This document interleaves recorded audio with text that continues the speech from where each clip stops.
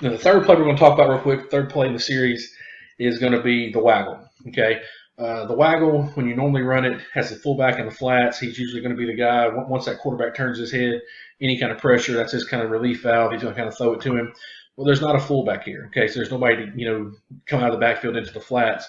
So we're going to let the slot right here kind of run the flat route. And what we do is we have what we call our zip route. We'll take a hard release inside, 2 or 3 steps, and then break it back outside to the flats. This guy here is going to have a crack flag. Backside tight end is going to run a drag route, going to climb to probably about 10 to 13 yards, work across. And this backside wing is going to do a climb route and try to split the safeties right here. Halfback's going to fake across right here. Quarterback's going to fake, get depth, reverse out, pivot, and roll around, try to get depth and work himself downhill to his target. Once our quarterback breaks contain, and a lot of times if you talk to old school wing T coaches, when they talk about waggle, they describe waggle as actually a run play for the quarterback. So once he breaks contain, gets his head around and starts heading downfield, if the coverage is off, if it's anything close, under 5 yards, run the football. And we tell them, give them free reign to run the football. Obviously if it's third and like 8 or something like that, you want to kind of look to throw the football. But our read progression here, we teach them to throw deep to shallow. So look for the for the crack flag or the post corner if you want to run that, or the go route first. And then he'll check down to the drag route and into the flats. And like we talked about earlier, if he has any pressure, immediately we'll try to hit this guy in the flats. By the time he breaks contain, that guy should be breaking back out to the flat.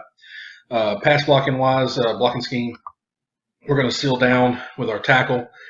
First couple steps will look like he's running the touchdown block on the buck sweep.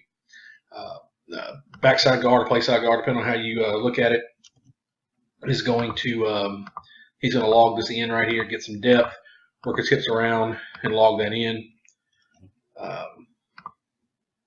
Center is going to check backside for pulling guard. This backside guard is going to get depth, work around. Any kind of force player comes out, he'll kick that guy out. If not, then he's just going to also log or seal back inside for anybody that may be trying to leak through. Backside tackle is going to just kind of take a large step inside and just basically set back and seal this in right here. And that's the waggle play. Like I said, that produces a 3-play series, just a very basic series for you to run. The shotgun buck sweep. The buck sweep with the backside bubble is a very good play with an RPO built in. You have your counter crisscross. You can run quarterback counter if you want. You don't have to do the double handoff.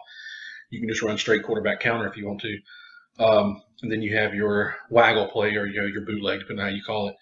A couple other things that we do that I did not get from Coach Murphy. We're a heavy sprint out team.